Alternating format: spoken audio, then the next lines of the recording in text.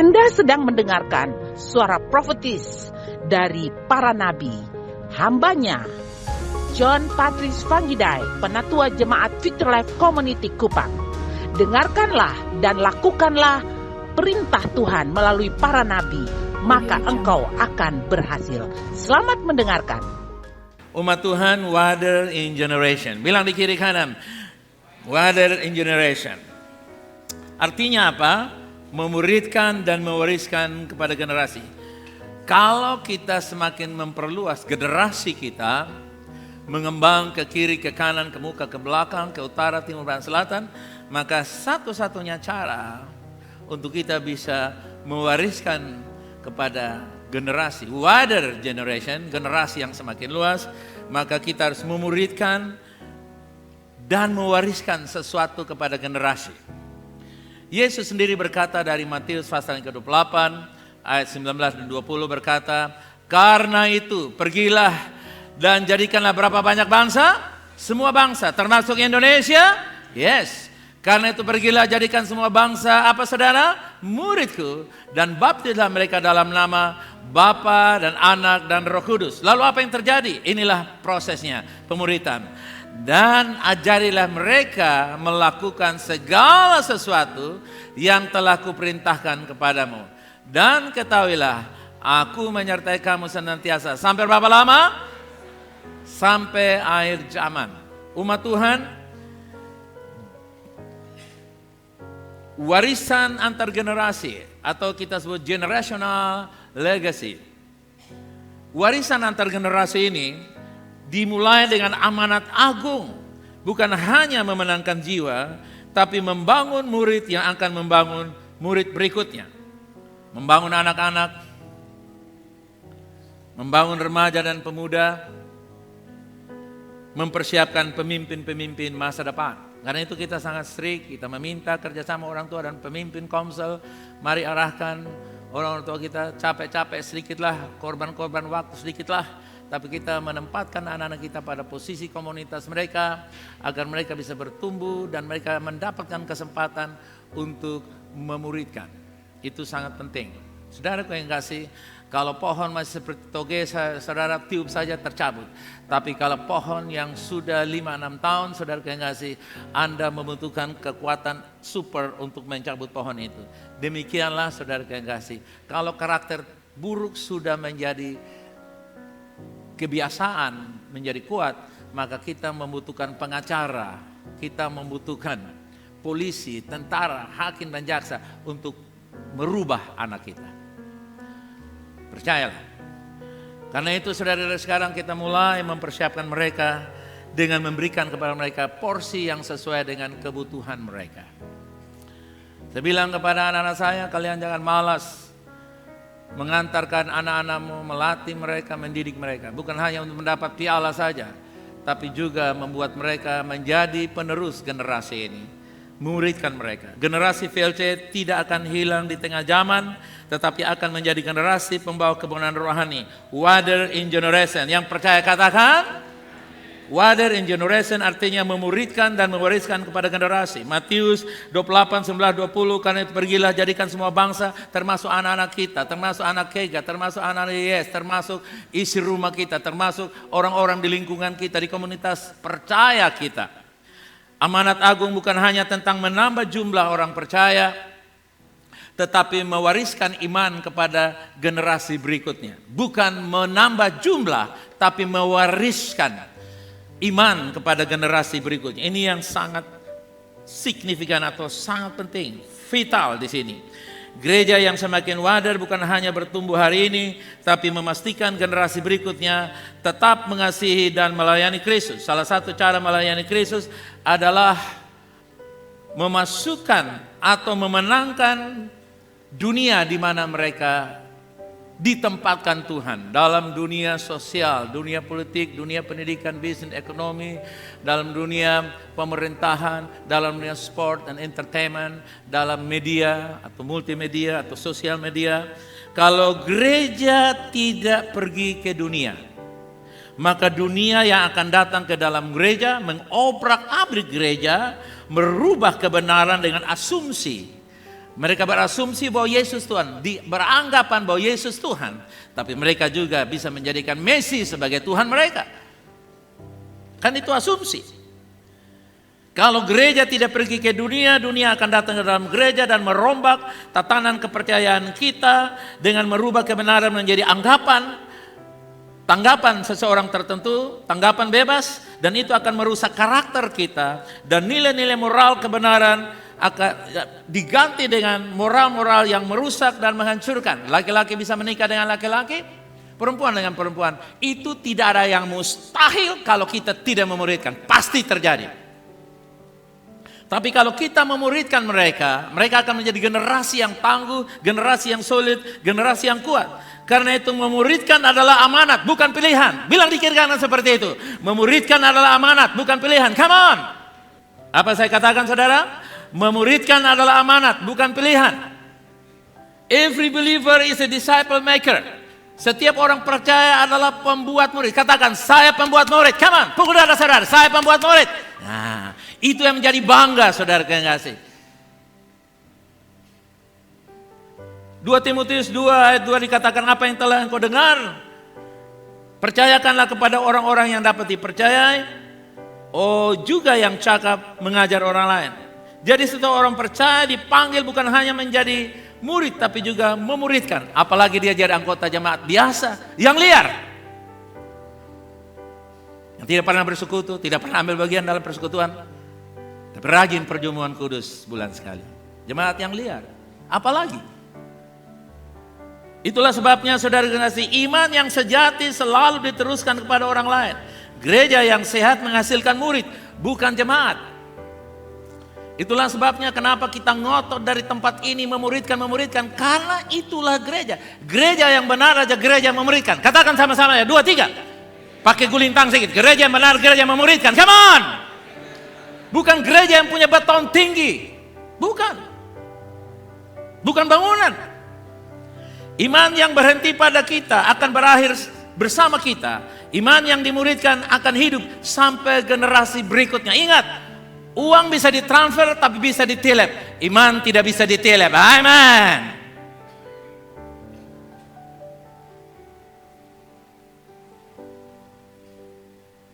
Kita lihat contoh Timotius dan Paulus. Lalu Timotius diminta meneruskan apa yang ia terima kepada orang-orang yang juga mampu mengajar orang lain. Jadi di sini terlihat ada 4 generasi. Siapa dan siapa? Paulus, Timotius. Orang-orang dapat dipercayai dan juga orang-orang lain lagi. Saudara lihat, ada 4 level jemaat yang dimuridkan. Umat Tuhan, kalau Paulus hanya melayani mengandalkan kerasulan, kenabiannya yang kuat atau pengajarannya yang kuat, tanpa dia memuridkan Timotius atau orang-orang lainnya, maka dia akan berakhir. Saudara lihat tulisan-tulisan kepada Timotius itu karena murid. Tetapi karena dia memuridkan Timotius, pengaruh Injil itu masih terus hidup dan diteruskan kepada generasi berikutnya. Coba tanya kiri kanan, kamu mau gak teruskan pelayanan VLC? Nah, Pak John F saja dan rombongannya. Ini pertanyaan yang sangat serius, mau gak kamu teruskan pelayanan VLC? Ini juga menjadi tantangan untuk saya. Apakah saya bisa meyakinkan bahwa jemaat bisa melanjutkan pelayanan ini? Atau saya pemilik segala? Ini sebuah tantangan, public challenge. Tantangan umum yang saya hadapi, yang dapat disaksikan oleh semua orang. Contoh yang kedua, kehidupan sehari-hari orang tua dan anak. Orang tua adalah pemurid sejati bagi anak-anaknya. Seorang ayah setiap malam mengajak anak-anaknya berdoa, membaca Alkitab, dan mengajarkan untuk mengasihi Tuhan. Catatan bawahan, televisi adalah mimbar setan di rumah orang Kristen. Apa saya katakan catatan tambahannya tadi? Saya bilang kepada JP, tutup itu TV, lu jam pagi-pagi buka mimbar setan di dalam gereja. Lu main Ronaldo suka, lu main panggil dia terus datang dari rumah. Televisi adalah mimbar setan dalam rumah orang Kristen.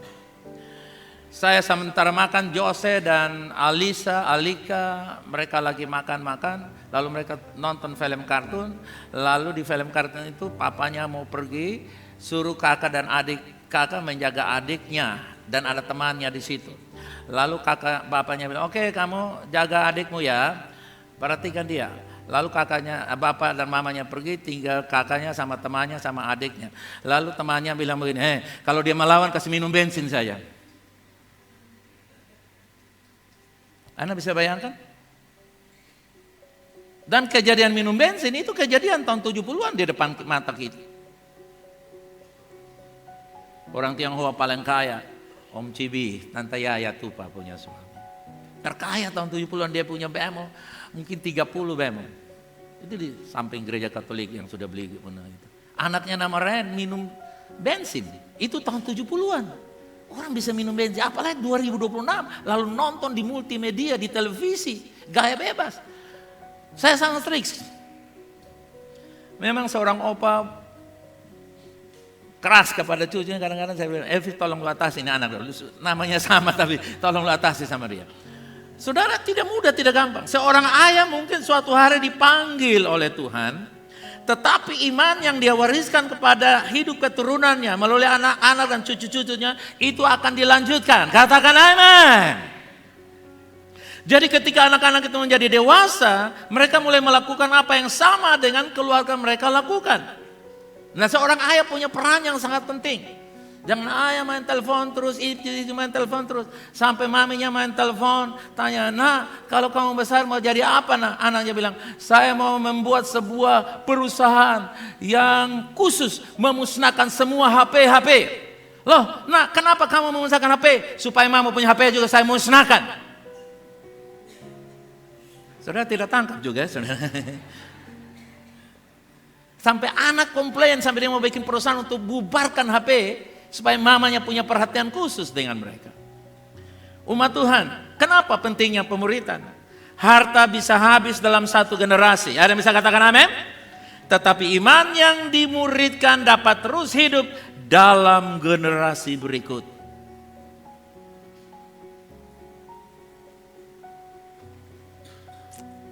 Coba kita baca tulisan yang berikut ini dengan kuat. 2, 3. Kesuksesan terbesar seorang percaya bukan hanya setia mengikut Yesus sampai akhir, tetapi meninggalkan jejak iman sehingga setelah kita tidak ada, masih ada generasi yang tetap mengasihi dan melayani Kristus. Kata pengganti atau penerus sama dengan apa, saudara?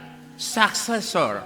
Sukses itu sukses. Sor itu orang. Jadi successor adalah apa? Orang yang sukses. Jadi harus ada pengganti. Kemarin saya pergi lihat pekerjaan di Tunas Bangsa. Saya datang di situ, di toilet-toilet. Saya lihat ada 5-6 orang, mereka cerita-cerita. Mereka bilang, ini saya mau kemana? Mau ke toilet. Saya lihat toilet, saya bilang, kok ini kosong? Kok kalian ini kosong, kok kenapa tidak masuk? Kamu punya sekolah siapa? Maaf opa, maaf om, maaf kakak. Mereka panggil saya opa, om, kakak, saudara. Saya langsung telepon kepala sekolah. Itu lihat anak-anak sengaja izin datang WC pada mereka nongkrong di muka WC. Mereka tidak tahu siapa saya, saudara. It's okay, no problem. Tapi mereka tahu kepala sekolah mereka dan penerus ada orang-orangnya di sana. Ada yang bisa katakan amin? Itulah keberhasilan saya. 6 orang panggil saya masing-masing, opa, kak, om, saudara. Saya berhasil, kenapa? Karena ada yang melanjutkan pekerjaannya. Mereka tidak kenal saya, tidak tunggu saya mati. Lalu dibuka video-video saya, kasih tahu, bukan. Saya masih hidup tapi saya mau supaya generasi berikut bisa melanjutkannya. Amen. Itulah kesuksesan saya. Ada yang mengganti saya. Ada yang mengganti Ibu Melsia dan lain-lain sebagainya. Kita lihat Raja Saul. Raja Saul itu kehilangan kerajaan karena tidak mempersiapkan penerus rohaninya. Di 1 Samuel 15 ayat 26-28 Tuhan marah dengan dia.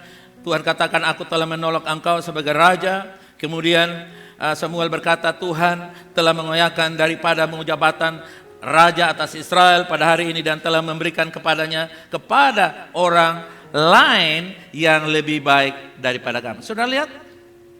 Saul memimpin Israel dengan sukses pada awal pemerintahnya, tapi dia gagal pada akhirnya. Ya.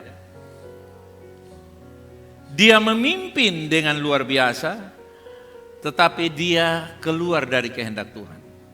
Putranya Yonatan memiliki karakter yang baik. Yonatan itu punya roh yang baik, dia bergaul dengan Daud. Tetapi tidak pernah dipersiapkan memimpin bangsa Israel sesuai dengan rencana Allah. Akhirnya kerajaan yang dipimpin Saul tidak dilanjutkan oleh Yonatan putranya, tetapi dipimpin oleh rivalnya, musuhnya, yaitu Daud. Jadi Yonatan justru merupakan contoh yang baik, bukan contoh kegagalan. Kehidupan Yonatan sebagai ilustrasi untuk melihat apa yang seharusnya diwariskan, tetapi tidak terjadi. Harusnya jadi raja, tapi tidak jadi raja. Harusnya jadi pemimpin, tapi tidak pemimpin. Harusnya jadi pengkhotbah, tapi tidak jadi pengkhotbah. Harusnya jadi pemimpin pelayanan, tapi tidak. Kenapa? Karena tidak dipersiapkan. Saya kenal beberapa hamba Tuhan senior saya. Saya lihat putra-putra mereka gendong ayam bangkok dan taji keliling kampung. Pada papinya membangun denominasi gereja yang sangat luar biasa. Anaknya gendong ayam, taji ayam. Dan dia tahu pukulan ayam. Tapi dia tidak tahu ayat bilang apa. M dan T itu sangat menentukan. Ayam dan ayat. Nah. Misalnya, seharusnya Saul memuridkan Yonatan menjadi pemimpin yang takut akan Tuhan. Betul ya saudara? Harusnya begitu kan? Tapi dia lupa. Dia hanya mau bunuh Daud. Padahal Daud tidak bermaksud apa-apa. Dan inilah saudara yang kasih, orang yang dapat jabatan, posisi, dan mencurigai orang lain. Belum apa-apa sudah calon presiden.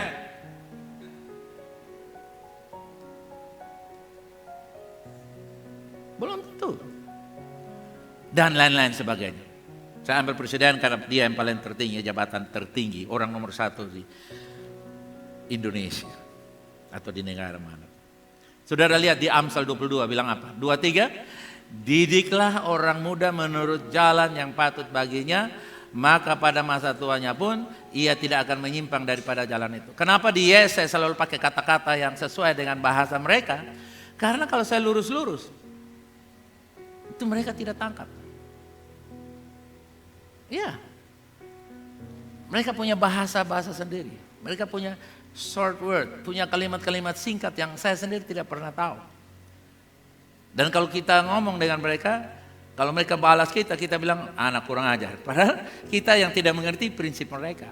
Nah, jadi saudara lihat di sini, Yonatan memiliki karakter yang luar biasa, berani percaya kepada Tuhan di 1 Samuel 14, rendah hati, tidak iri kepada Daud, mengutamakan kehendak Tuhan atas ambisi pribadi, ya. Kita lihat, andaikan Saul juga hidup takut akan Tuhan dan secara sengaja memuridkan Yonatan dalam ketaatan kepada Allah, transisi kepemimpinan bisa berlangsung jauh lebih sehat.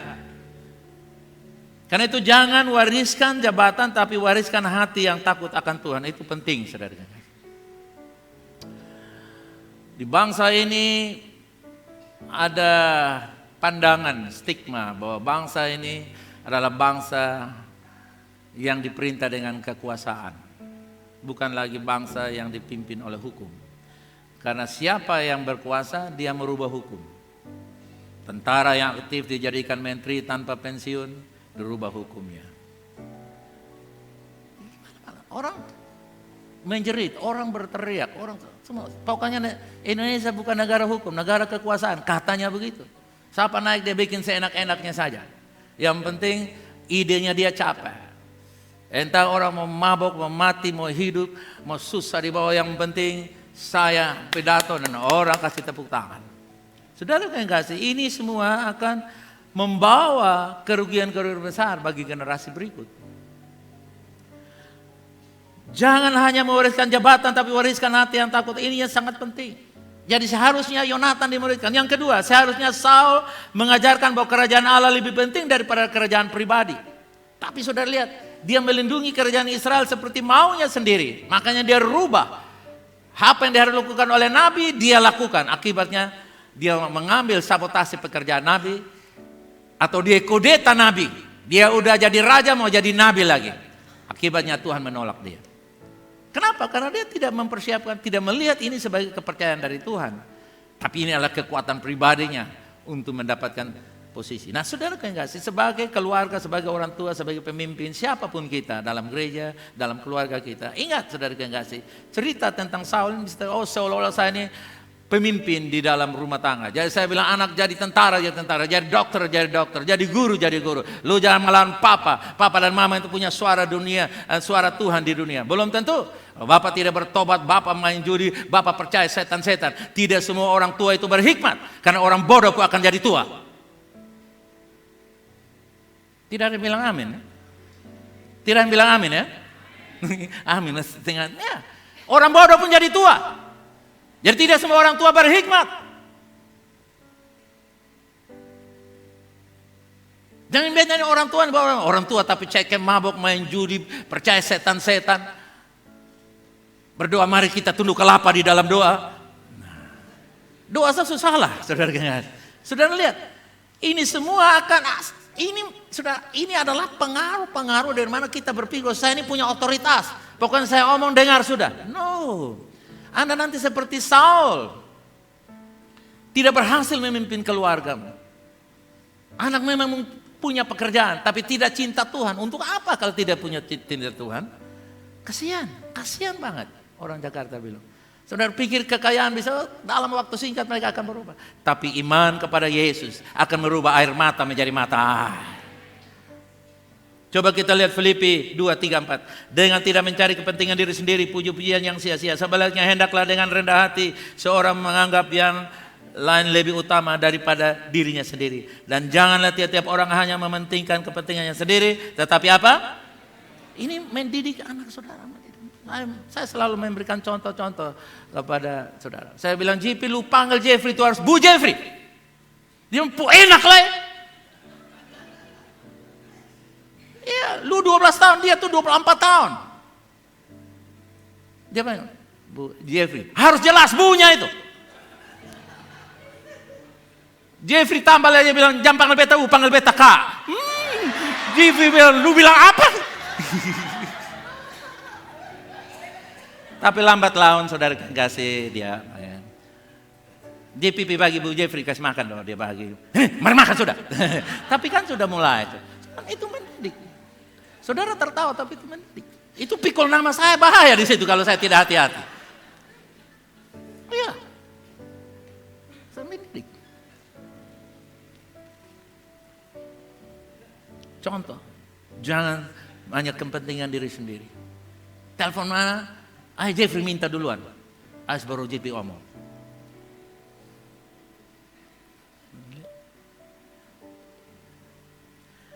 Yonatan justru menunjukkan hati seorang murid sejati. Ia rela mendukung Daud. Karena ia memahami bahwa Daud adalah apa saudara? Pilihan Tuhan. Ironisnya sikap itu bukan diwarisi dari Saul. Saul lebih sibuk mempertahankan tatanya daripada mempersiapkan generasi berikutnya untuk mengikuti kehendak Allah. Kalau Saul itu seorang papa lebih sibuk untuk kejar uang dari motor ganti mobil.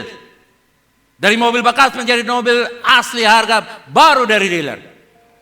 Sehingga ada banting tulang, banting harga, banting semuanya termasuk banting harga iman.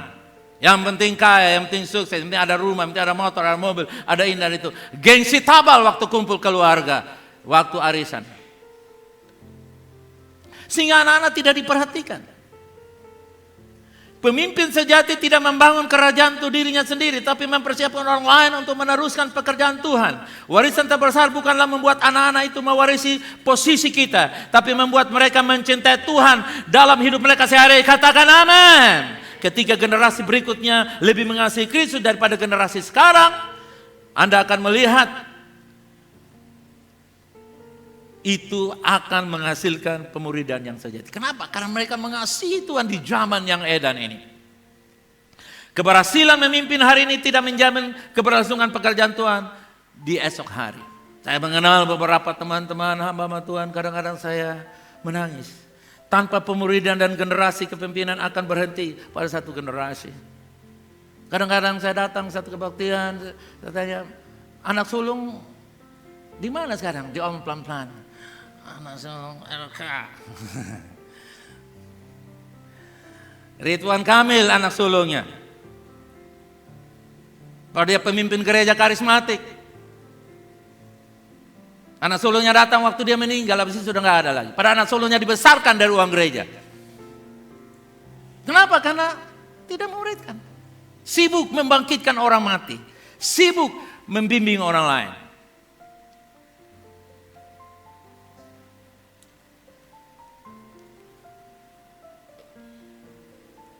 Ada Polaroid, saudara tahu Polaroid ya? Polaroid itu foto paling cepat ya, tempo 70-an ya. Polaroid itu gagal menyiapkan generasi baru. Polaroid pernah menjadi raja kamera instan dunia, namun perusahaan itu terlambat menyiapkan pemimpin dan strategi untuk era fotografi digital. Mereka tetap bertahan pada model bisnis lama ketika dunia berubah, hingga akhirnya bangkrut di tahun 2001. Bukan karena produknya buruk, tetapi karena gagal mempersiapkan masa depan. Baca ini, tulisan berikut. Bilang apa saudara yang kasih? Sudah lihat. Menemukan masa depan tapi tidak mewariskannya.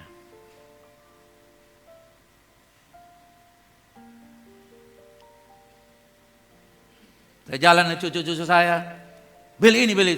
Lu lihat TV toh? Pop orang biasa, tahu lu minta apa saja kasih. Lu tahu itu dari mana? Iman. Dari apa Ipi? Iman. Omong yang jelas. Uang jelas. Iman harus jelas. Saya didik kepada mereka. Kenapa? Saya sudah temukan masa depan saya. Tapi kalau saya tidak kasih tahu kepada mereka masa depan ini, dan mereka harus ambil dengan iman, saya seperti Polaroid nanti. Tertinggal. John Fangidai luar biasa, tapi sayang keturunannya kurang luar biasa. Seperti Kodak, sudah dikalahkan hari ini. Hanya tinggal ke sana.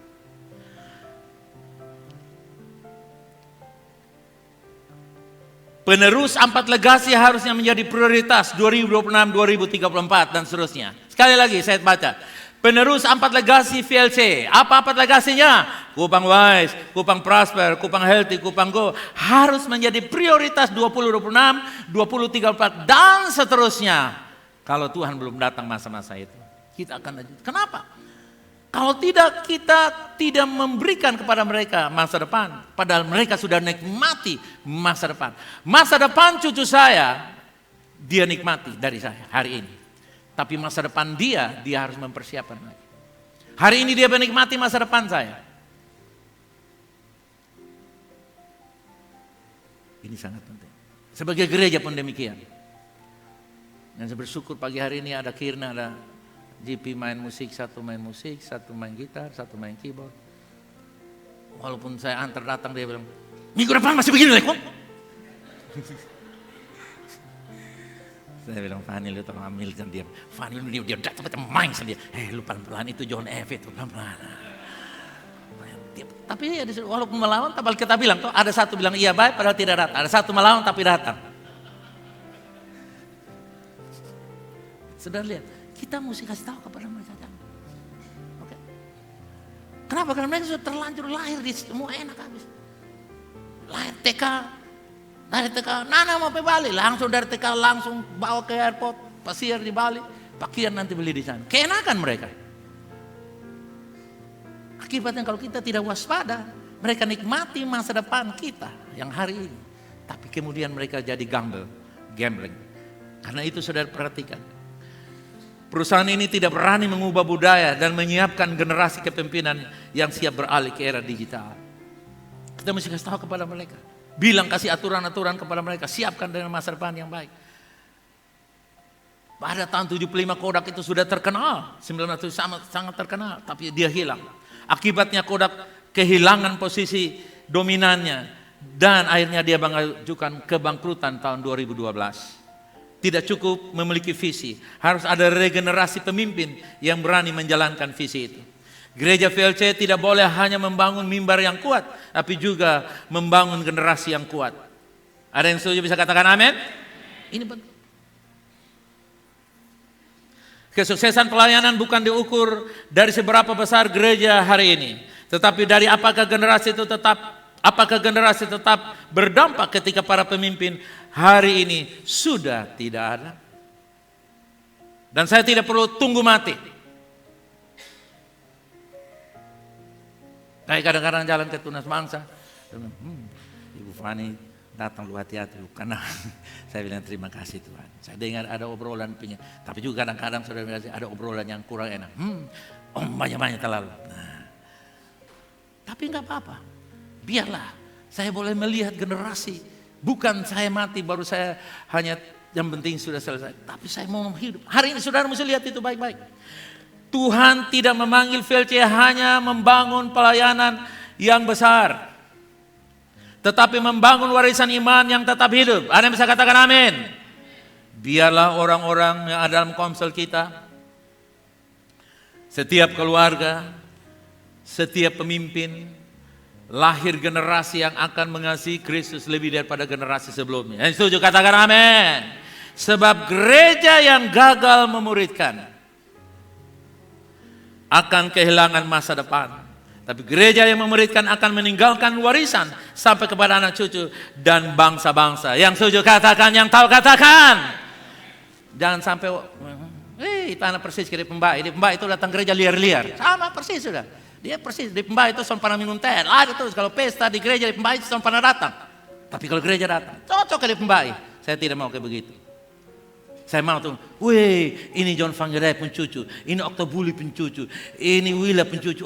Dong tuh kayak dong pembapak tuh baik, dong nenek baik itu luar. Bosong maju terus tuh bosong pembaik itu sangat cinta Tuhan. Amin saudara. Jangan sampai yang kalian tadi pertama tuh.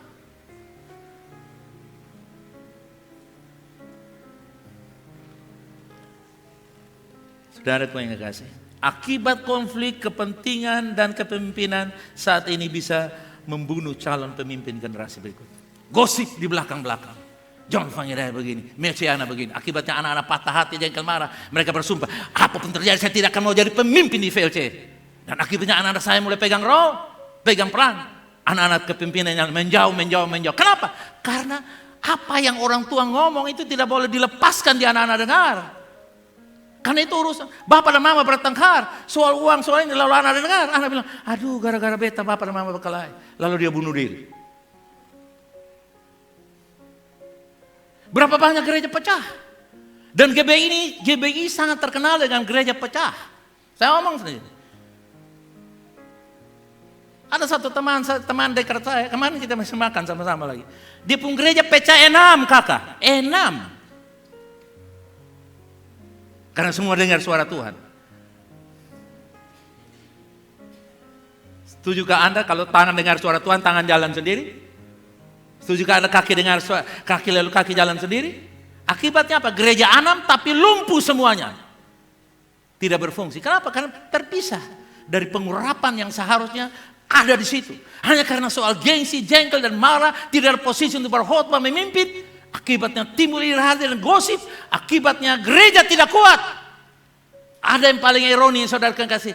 Dia cerita gereja besar. Datang saudara yang kasih. Benar-benar. Bukan anak darah. Tapi anak janda-janda di situ. Kumpulan para janda ada di situ. Kenapa? Karena yang muda-muda sudah tinggalkan. Bahkan adik kandungnya tinggalkan dia. Gara-gara berantem, berkelahi. Konflik-konflik intern dalam gereja itu kelihatannya membuat gereja bertumbuh berkembang. Tapi hanya organisasi, tapi rohnya mati. Dan itu menjadi alat setan tanda kutip untuk menyerang gereja Tuhan menjadi lemah. Berapa banyak anak-anak saudara muda-muda, saudara dulu penggerak kaum muda, penggerak kaum anak. Lalu anak-anak masih aktif nggak? Ini tantangan. Saudara tadi boleh bilang, zaman kita lain. Zaman kita lain, tapi intinya harus dimuridkan. Tidak boleh tidak. Tidak boleh tidak. Kalian harus berani ngomong kepada mereka. Dan 3 anak perempuan saya bilang, kalau kalian menikah, berdoa supaya jodoh kalian itu orang-orang suami yang cinta Tuhan. Dan hari ini saya dapat 2 pemuda yang luar biasa, Elvo dan Kona, sangat cinta Tuhan luar biasa. Walaupun tidak bilang amin sekarang juga. Mungkin terkesima. Tapi saya bangga dengan mereka. Yang kadang-kadang saudara, bapak, ibu, saudara, harus ingat saudara-saudara. Kona di Australia cinta Tuhan. Mulai dari orang kafir saya kasih nama dia cinta Tuhan. Saya baptis dia. Sekarang dia sangat dibanggakan oleh pemimpinnya Pastor Daniel Ong. Karena mereka guru punya sertifikat boleh pegang anak-anak.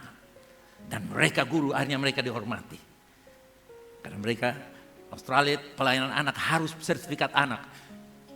Foto anak kasih masuk Facebook saja tidak boleh kecuali izin. Dan mereka dihormati. Dua-dua pegang pelayanan anak. Pagi-pagi mereka pergi doa. Saudara lihat. Saya pernah satu hari saudara kasih berapa belas tahun yang lalu, puluhan tahun yang lalu. John, lu punya anak, laki tiga perempuan. Woi, itu orang punya. Lu bilang apa orang punya? Ha? Orang punya lu enak lagi orang punya. Anak perempuan itu bukan milik orang, milik Bapa di sorga. Amin. Saya tengking langsung dia strap memang. Lu pikir lu jangan. Laki-laki itu pikul nama, tapi laki-laki pergi dia lupa di mama. Lu tahu kesana, ha? Haleluya, amen. Bilang kiri kanan, muridkan orang-orangmu. Orang-orang siapa saja saya muridkan di sana.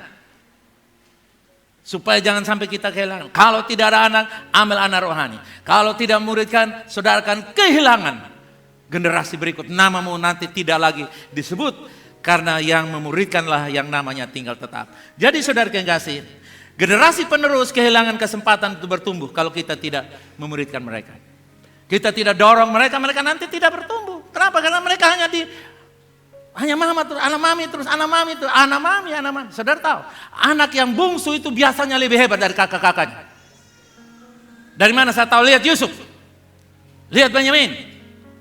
Amen. Ini bungsu dia jaga mama. Jangan saudara kakak. Tidak menyinggung, cuman sekedar menjelaskan. Kadang-kadang, Joseph pun kaki patah. Dia lari sepeda Tuhan tolong kau jangan jatuh, malaikat jaga.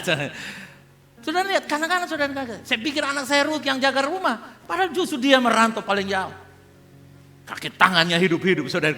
Dia pimpin saya, hidup bergerak. Saudara lihat, kenapa? Bukan soal, bilang kira bukan soal perempuan laki-laki, tapi memuridkan. Kasih tahu dikit kan gak begitu. Jangan andalan bawa nama, tapi tidak pernah memuridkan. Hanya pikul nama marga, tapi tidak jadi murid Tuhan. Oke? Nah ini sangat penting. Generasi penerus kehilangan kesempatan bertumbuh. Kenapa? Coba lihat. Pengkhotbah 4:13 bilang apa? Lebih baik seorang pemuda yang miskin tetapi berhikmat daripada seorang raja yang tua tetapi yang tak mau lagi diingatkan.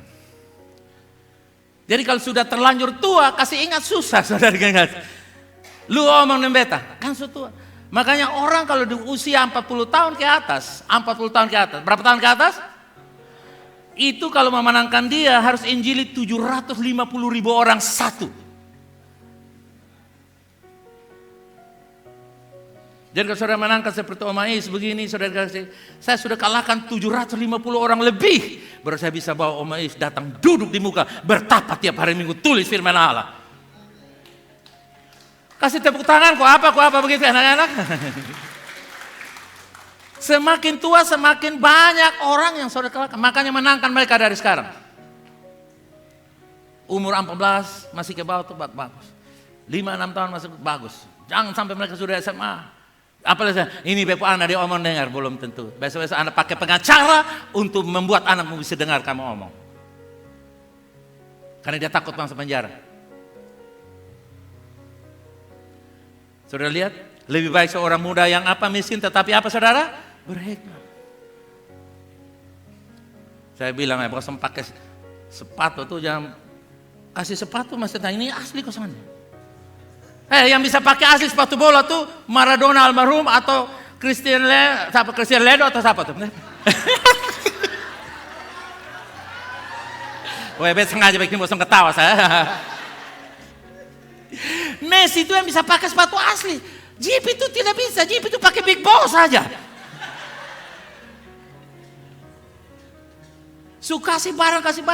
Kalian buka internet, cari ini asli. Lu dapat gampang, lu terima, bersyukur.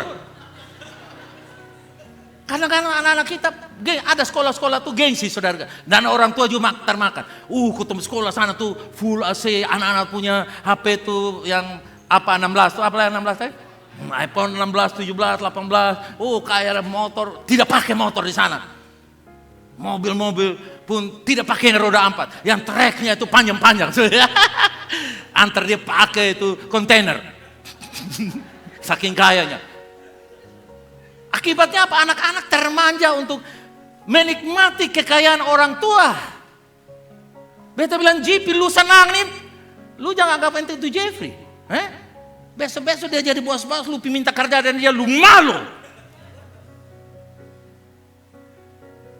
Karena tiap hari beta memegang Jeffrey, ikut saya. Tuhan Yesus, saya normal. I can speak. Jeffrey kalau Tuhan siap-siap nanti lu bahaya, saya bilang. Sudah miskin tapi berhikmat. Mungkin sepatunya biasa. Tapi memang karena kita ini kalau sudah berhasil semuanya. Dulu kita korban pasar impres. Sekarang kita mau anak-anak kita tuh beli merek yang sama tapi musuh dari Jakarta. Padahal di Ramayana ada.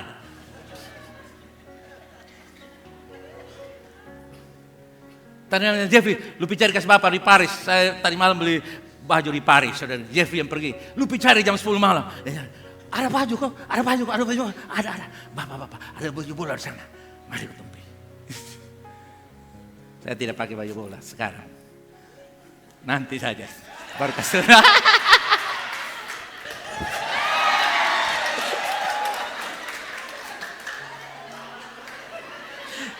Bilang kiri kanan ini gara-gara pemuridan. Ketika pemimpin lebih sibuk mempertahankan posisi daripada membimbing generasi berikutnya, pemimpin-pemimpin muda kehilangan kesempatan untuk belajar, mencoba, dan berkembang. Akibatnya potensi yang Tuhan tanamkan tidak pernah bertumbuh maksimal. Ambisi mempertahankan posisi dapat menghalangi lahirnya pemimpin-pemimpin yang dipanggil oleh Tuhan. Umat Tuhan. Yang kedua, pelayanan kehilangan keberlanjutan dan dampak yang negatif. Atau dampaknya berkurang. Coba sudah lihat ayat ini. Hakim-Hakim 2:10 bilang apa?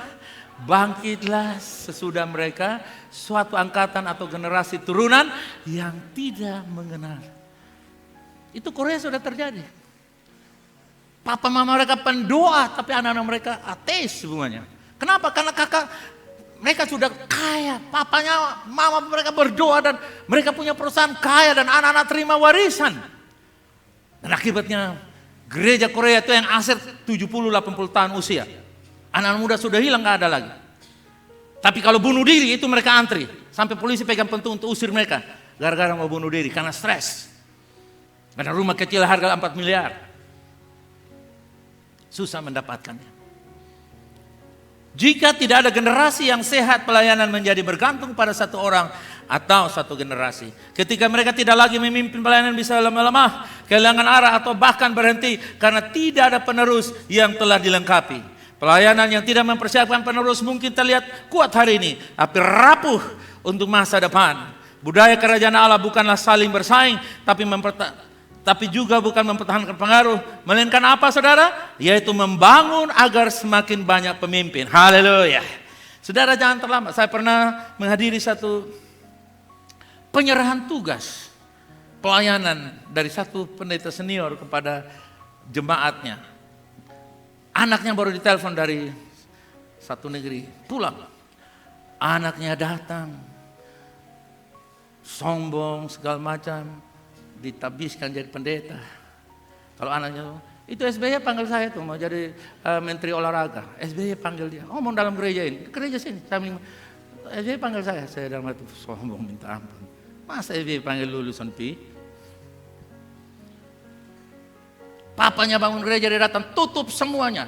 Kalau tidak kasih perpuluhan ke saya tutup. Ini dia tutup beberapa gereja. Dia bapak yang buka, lu mau enak sana. Saudara lihat, kenapa tidak mempersiapkan dengan baik?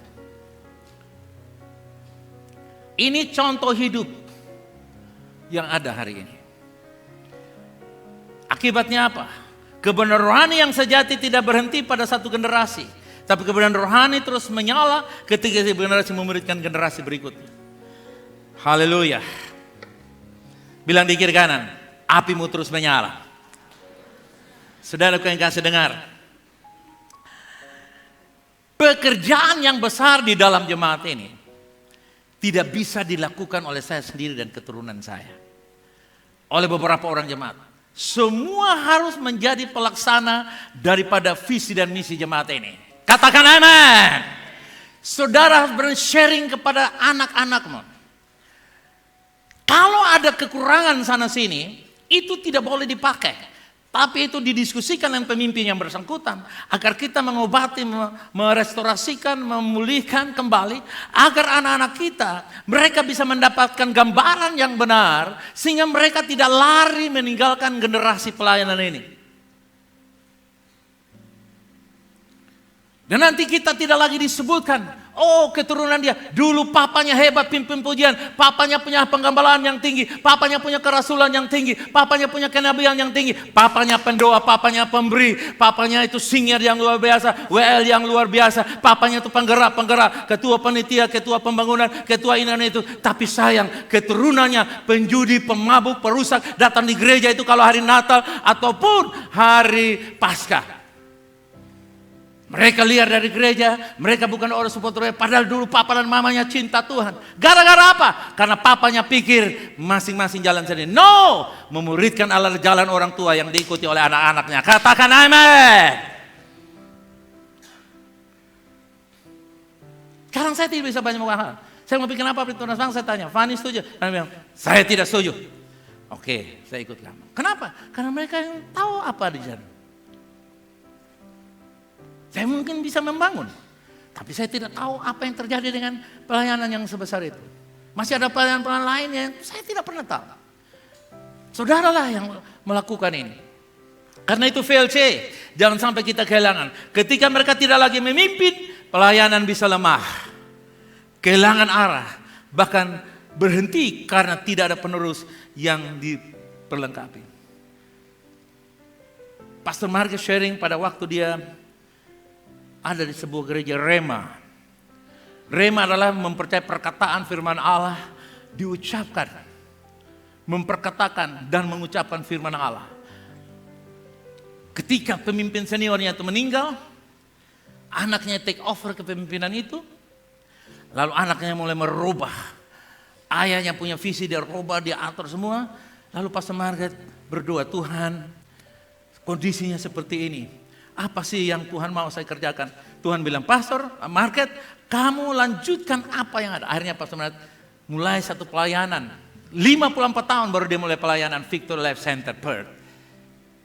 Melanjutkan visi yang pernah didapati oleh gembala senior yang diganti oleh anaknya.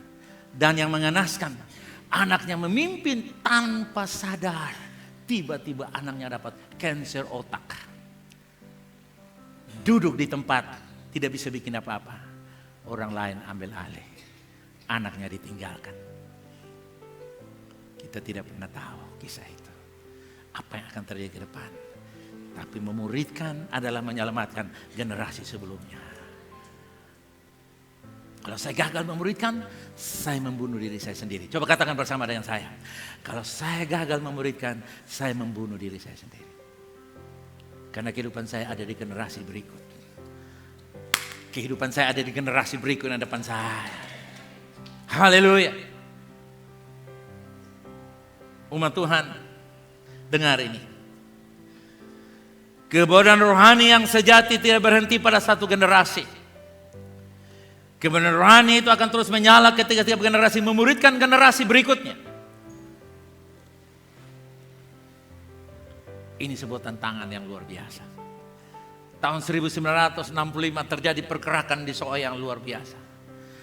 Air berubah menjadi anggur lebih dari 60 kali. Berapa kali? Lebih dari 60 kali. Selama 5 tahun berturut-turut. 65, 67 sampai 70. Tiap perjamuan air jadi anggur. Tapi apakah orang-orang yang melanjutkan mempercayai itu? Tidak mudah, tidak gampang. Menjaga pergerakan Allah. Jemaat ini dimulai dengan pemuda-pemudi, mahasiswa-mahasiswa yang radikal cinta Tuhan. Haleluya. Yang sekarang sudah menjadi bapak-bapak yang duduk mendengar saya berkhotbah.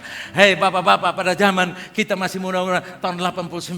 Saya ingat Pak Oscar baru belajar naik motor napi sampai rubuh, saudara kekasih. Bangun berdiri lagi, saudara kekasih. Jalan. Waktu kita jalan sampai di depan Taman Ria sana, kita mulai pinjam, saya beli speaker Bekasi, saya pikul-pikul, bawa ke saya sambil bilang, teman-teman, ini kalau kotong ada sekolah satu kali luar biasa. Ternyata sekolah itu sekarang sudah berdiri 29 tahun. Haleluya.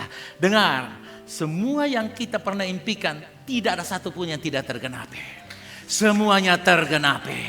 Semuanya tergenapi. Semuanya tergenapi dalam saya dan generasi kita. Amin. Dan hanya bisa dilanjutkan oleh mereka yang punya spirit of disciple. Mungkin bukan anak kandung kita atau anak kandung kita, no matter, bukan masalah. Tapi siapa yang memenangkan? Karena itu mari kita baca Yesaya. Yesaya 54 ayat 2 dan 3. Ini ayat luar biasa. Oke? Baca dengan keras. 2, 3. Lapangkanlah tempat kemahmu. Dan bentangkanlah tenda-tenda tempat kediamanmu. Janganlah menghemat. Panjangkanlah tali-talimu. Dan kokohkan patok-patokmu. Next. Sebab engkau akan mengembang ke kanan dan kiri. Keturunanmu akan memperoleh bangsa-bangsa. Dan akan mendiami. Dan akan mendiami. Haleluya. Amin. Satu hari satu pengusaha telepon saya. Pak John, Bapak dapat tanah yayasan di sana, gereja yayasan. Punya tanah di sana, Pak tulis Victor Elf Land. Itu harga berapa? Saya bilang, harga kasih karunia. Saya tidak mungkin dikasih tahu Bapak harga saya. Hanya Ibu Wila dan rombongan yang tahu harganya. Lalu singkat cerita dia beli di samping kita. Saya tanya, Pak dapat harga berapa? Saya dapat harga 65.000. 65.000 itu dengan harga kita tuh antara timur dan barat. Jauh berkali lipat. Lalu ketika kita ada di sana, mulai tanah itu yang sunyi, mulai jadi ramai, jadi ramai, jadi ramai, jadi ramai. Tidak ada yang sambung, jadi ramai. Saudara benar ramai sekali, jadi ramai. Jadi ramai. Jadi ramai.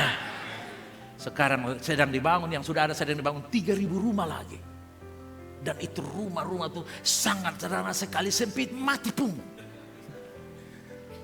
Karena uang mukanya 1 juta, lalu uang bulanannya 800.000. Tapi sempit sekali, sangat mati pun. Bagi orang yang bujang. Jadi kalau dia menikah, suaminya di luar, istrinya di dalam.